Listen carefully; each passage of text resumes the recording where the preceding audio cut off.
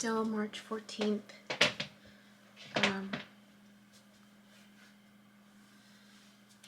Just working on my papers while trying to balance what keeps coming out. What keeps coming out. And I think I mentioned, or maybe I didn't, he invited me for coffee, and so I said, yeah, that sounds nice. Of course, it triggered me, and that was part of that process yesterday of just, you know, whatever you want to call it, where it was just flowing, unexpectedly flowing, and so it you know, one of the things that it got me thinking was, one, what the heck's going on, right? What the heck's going on? Because yeah. So because I don't know what's going on, right? There's an element of curiosity, and there's an element of fear and anxiety that comes with walking into the unknown, right? Walking towards someone, especially after what I've been through. And so wanting to make sure I set intentions too, right? And not try wanting to make sure that I'm taking what I've learned in these life lessons and applying it here.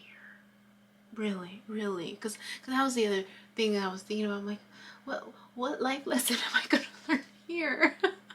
Like, because this is happening to me personally, right? I mean, he has no idea, but in terms of just how I'm experiencing it, and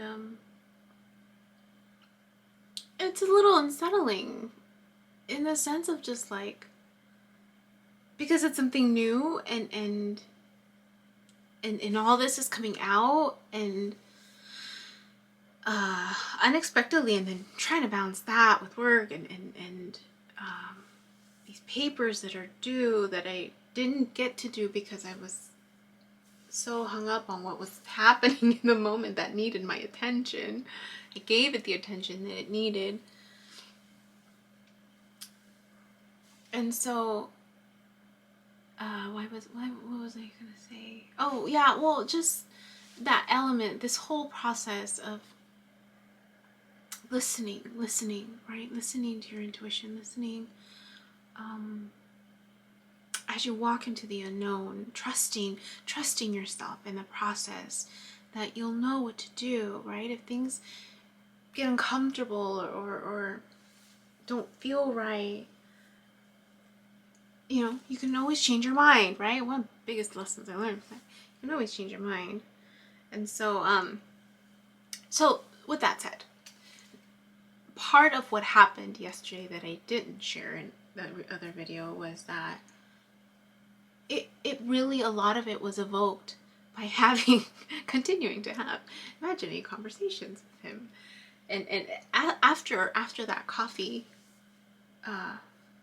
text, I think that's when my anxiety kind of went up a little bit, and I was like, oh snap, like, okay. And I'm hoping that the tour is part of that process, but it's just the anxiety with everything that's going on. So I wrote it out, right? And remembering some of the experiences that I've had, and then this class that I'm taking that I really appreciate, the PDF file, the link, and I think I've included it in past, yeah, I'll include it again in the description box. But just looking at healthy and mature relationships, right? And making agreements. And then I started thinking about, like, how many of us really make agreements? You know, when we meet someone new, we just kind of roll with it and not really sit down and clarify right? At the beginning. So we're like, oh, let's just see what happens. Oh, or there's that unspoken intention that it's going to lead to something else. And I'm not there yet. I mean, that wasn't my intention when I approached him. I was just being honest. And I was just gonna ask for the addresses. But then the way it came out, and then he offered to give me a tour, which I appreciate, because, what better way to get into the mind of the artist, right? As you're learning about, what's happening. And but then he said coffee, and didn't really, so, because, I overthink things. Been rambling on for 5 minutes. Okay, so what came out? Focus, you focus. This came out. I had an imaginary conversation in my head with him. And I do this so I can decrease my anxiety about how it might unfold, what I'm going to say, so I can prepare myself. Because, it's just, when you don't know what to say, right? Sometimes you get stuck, and I know what that's like. I know what that's like to not have the words to say. So, imaginary conversation, right? Imagining what it would look like, and just where we would be sitting by the bed, by the window, looking outside, across from each other. And so,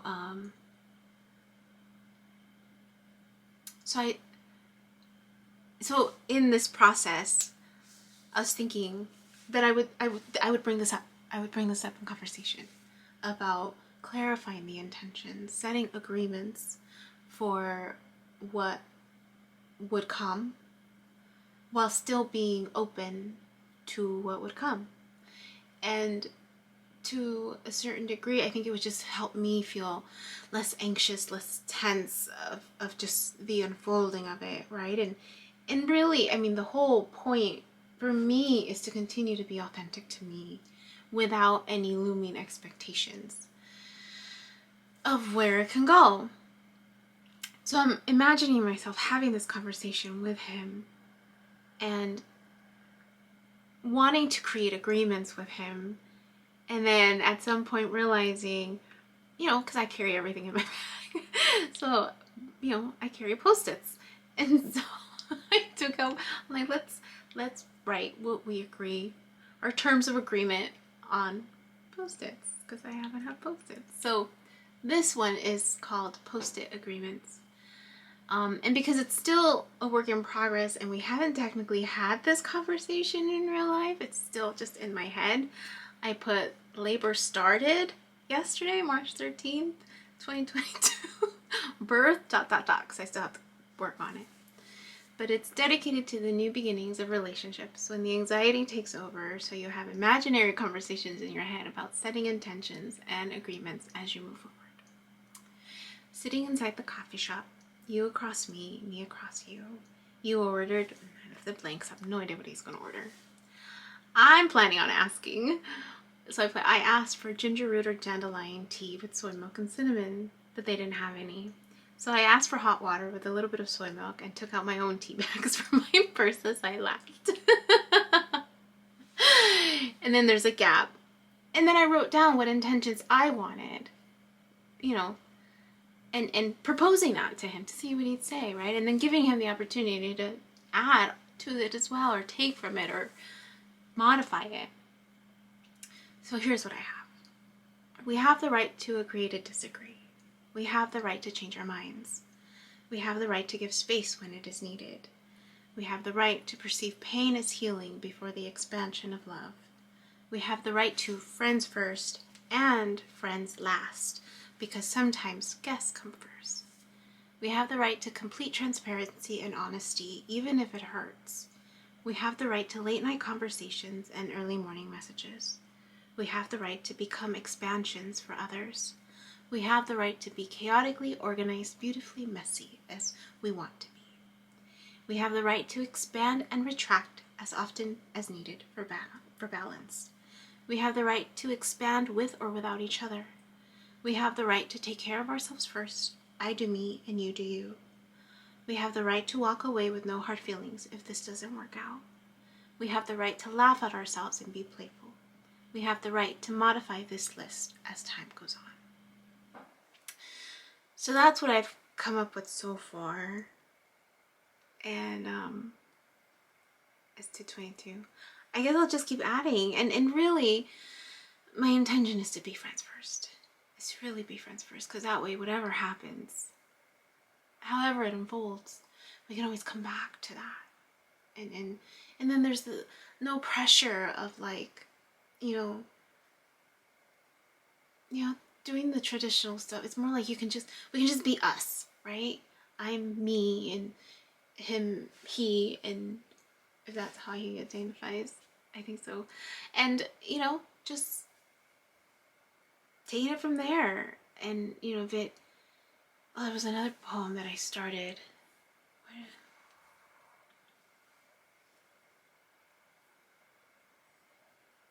Oh, this was another one that I combined with another poem that I'm not done yet. And,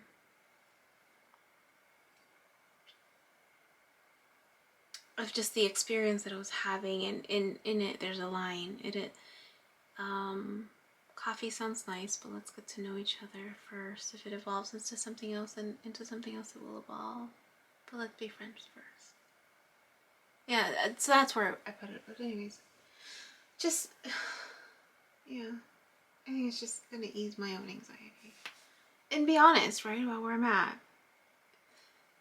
Somewhere in the middle, right, of this process. So, and because it's all new, and because this is like just being triggered and evoked, I have to figure out why, right? I have to walk towards it, and as scary as it may be, and kind of listen to see. We need to do more of that, more listening. And those of us who don't speak up, to speak up, right? So that we can see, so that others can see. I mean, not now, then when, right? Walking into the unknown, what do I have to lose? If anything, it'll just be another adventure. More stories to share, more experiences to have. And so far, it's so good. That's all. Alright. Bye. Hi. My name is Yubi, and in case you haven't figured it out, this footage is capturing my experience as I learn to navigate my personal spiritual awakening. I am learning that this experience is unique to each one of us. In whatever way we believe we are embracing living our truth, this just happens to be my journey. And despite me having a graduate degree and a license in clinical social work, this by no means is intended to replace any type of mental health advice. This is just me on a personal level, documenting my experience, shedding light on the truth that I am learning and discovering for myself, and really inviting you along for the ride. If by some magical chance you find this content to be helpful in any way, shape, or form, please click the like button, share the message, subscribe to my YouTube channel. I have an Instagram account, a personal one, and one specifically for this channel that you're more than welcome to check out. I'm an open book.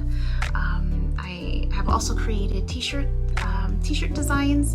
I'm wearing my favorite one right now, which is the North Node design, but I have that and other things that you can look at inspired by this process and journey, and I have the link in the description box as well as in the about section of my YouTube channel. So you're more than welcome to check those items out. Any type of support is great. Again, if you find this content really helpful or meaningful, sometimes when we take that step and be vulnerable, with showing what's inside our hearts and what's really our truth, we realize that we're much more connected than what we thought we were. And so I hope that as I'm living this experience and that you find some type of truth for yourself, or find some type of ability to heal in some way just by relating, you know, just by knowing that you're not alone. That really has been my goal with this process, not just being able to connect with others, but really for my own healing. It's definitely been a therapeutic experience and a very creative one for myself. So I thank you, and I wish you all the best, and you know, we'll see what else comes next for me.